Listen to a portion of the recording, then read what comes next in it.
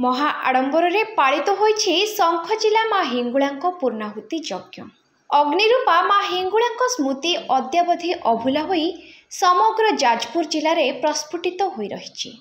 मातृशक्ति देवी माँ कीर्ति व करुणा प्रत्येकटी दुखीर कोहभरा कंठरू निर्गत होई आसे। माँ तीन दिन यात्रा यज्ञकुंडरू अग्निरूपे माँ स्वयं आविर्भूता होई उठंती। पाटबस्तु यज्ञ उपकरण पणा प्रसाद इत्यादि ग्रहण करती। यज्ञर मध्यवर्ती दिन दैवी शक्ति पणाहांडी रे माँ जीवंत उभाइबार लोकवाणी बा विश्वास रही आसी। माँ स्वयं असंख्य धन जीवन रक्षा करती। माँ बास करिथिबा बटवृक्षर डाल अद्यावधि भांगी नथिबा महिमा रही आसी। शंखचिला रे माँ हिंगुळांक आविर्भाव एक अलौकिक कहानी रही। एठारे अधिकांश व्यक्तिविशेष पूर्वरु शगड़ गाड़ी रे व्यवसाय करने को बहु दूर दूरांतरू गमन करुथिले। एकदा एही ग्रामर हरिसाहू नामक व्यवसायी निजर खाड़ू बलद साहाय्य निजर व्यवसाय सारी तालचेरु निज गाँव को फेरुथिले। से माँ हिंगुळांक परम भक्त थिले। व्यवसाय करिबा परे से प्रति थर भली माँ को दर्शन करी घर को फेरुथिले। हरिसाहू खाड़ू बलदर पद्माण पांठी रंग पाटबस्तु उपरे अग्नि बलयर शिखा होई बसिथिले माँ। धूप झुणा सुबास चंदन रे महकी उठुथिला शगड़ गाड़ी। बाट बलद बेकरे टिपा घंट शब्द घंटे घांगुड़ीर लहर सह झुणा गोगल और सुबास हलदी गंधबोलार बास्ना ऋणझुणु नुपुरर झंकार बाट सारा तालचेरु शंखचिला पर्यंत अनुभूत हेउथिला। किंतु हठात समस्त सुगंध शब्द निकांचन हो जाइथिला। शंखचिलार ब्रज बालीदांडर एक सुंदर सबुज विराट बटवृक्ष मूले महाजन हरिसाहू फेरी चाहिथिले ठाकुरपाटଣା ग्रामर कष्टीदास लगाइथिबा सेही बरगछकु। सबु शून्य होइगला सते। तालचेरर माँ हिंगुळांक आग्नेय शक्ति आकस्मिक भावे उभान होई विराजमान करिगले एही बटवृक्ष तले। किंतु विधिर विडंबना अलगा थिला। अंचलवासी कि हरिसाहू केही बुझी पारि नथिले मातृशक्तिर उपस्थिति। मातृशक्ति संस्थापन रे अवहेला प्रदर्शन जोगु दैवी शक्तिर विडंबना हठात निषिद्ध हो जाइथिला। 1929 मसीह समग्र बारपाटना रे निया लगी जाइथिला। लुहा सिंधुकरे थिबा जिनिस कि पानी रे पड़िथिबा जिनिस सबु कला अंगार पड़ जाइथिला। लोके पानी पाई डहल विकल हेले किंतु अलौकिक देवी शक्ति कथा केही बुझी पारिले नाही।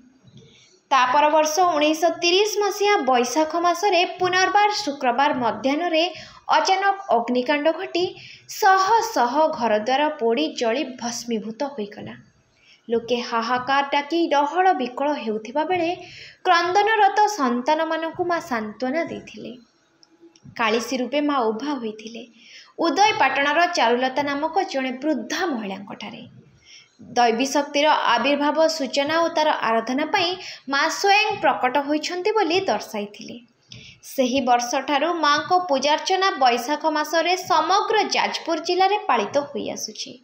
कालक्रमे यह माँ हिंगुळा यात्रा रे परिणत होइछि। 3 दिन धरी आखपाख अंचलर खंडमंडल रे संध्या हेले चुली जले नाही कि घरे आमिष पशे नाही।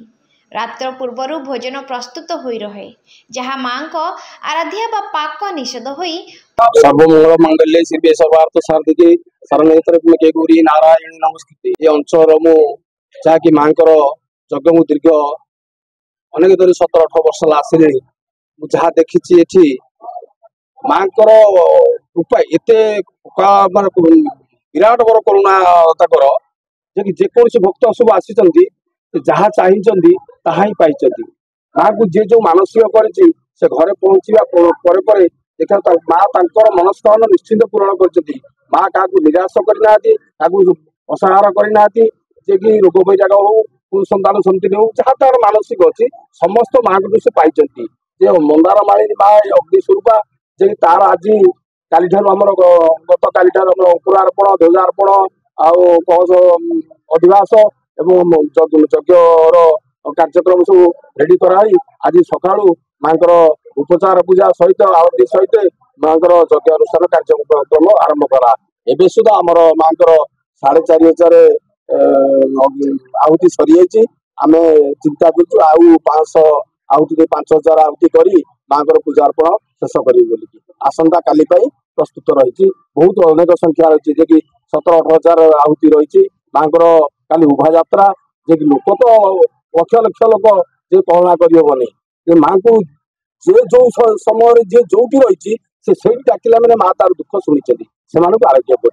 अनुभव तो आम माँ कार्यक्रम कि बहुत आगू आगू जीव बोलिक आम बहुत आशा करमर पंडित मंडली जो रही प्रशासन आम कमिटी प्रशासन रही पुलिस प्रशासन रही से सुरक्षित यात्री मानक वर्ष भाई आगिला वर्ष से सुरक्षित माँ को पाक आई प्रवेश कर प्रस्थान कर बहुत आशा अच्छी जे कि जेकोसी भक्त मानकर जेकोसी कौन असुविधा न हो कि कौन असुविधा न पड़े कौन बर्तमान तो पकेट बार बहुत प्रबल पुलिस प्रशासन भाई माने से भी बहुत सहयोग कर माँकर जो आरती पूजा अर्चना सब ठीक समय प्रभात मंगला आरती हुए तापर स्नान पर नैवेद्य पर फिर आरती हुए मध्याह्न ठाकुर नीति करा जाए आरती करा जाए संध्या अर्पण संध्या तापर आरती एवं घंटार्पण कीर्तन संकीर्तन सब भाई मैंने आसती भजन गान भजन माँ पाखे रखी प्रत्येक दिन सेमती चालू रही आगला वर्ष सेमती आगे आम बहुत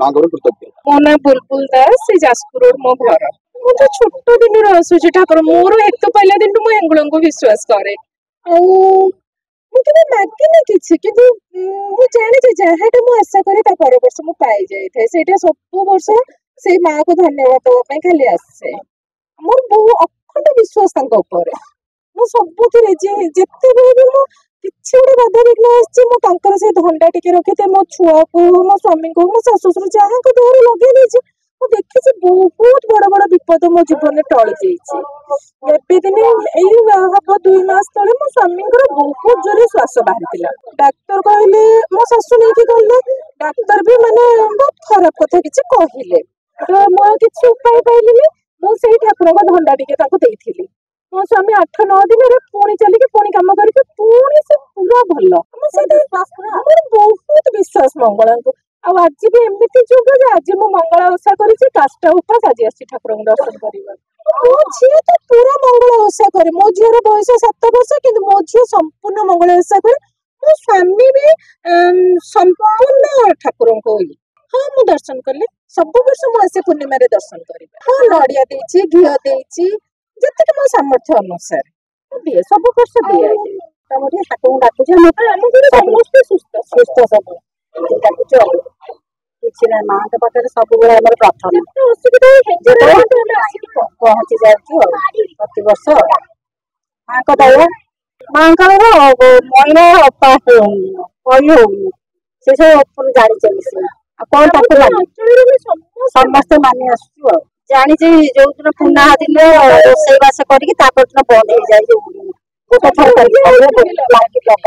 आम तो अरंडिया करूनी आज्ञा आम तो टिके दूर अरंडिया करूनी किंतु मो से हेंगुला चली समय केबे भी मो जीवन हेतु हो अहेतु रे आइंस कौन दिन मु खाएनी मो छुआ को मुझे मुझे दिन मु माने अखंड माने मो ठाकुर को तो जहाँ जिते बेले भी आशा कर पूरण कोरेरू पद्मलोचन नायकों रिपोर्ट फोकस प्लस।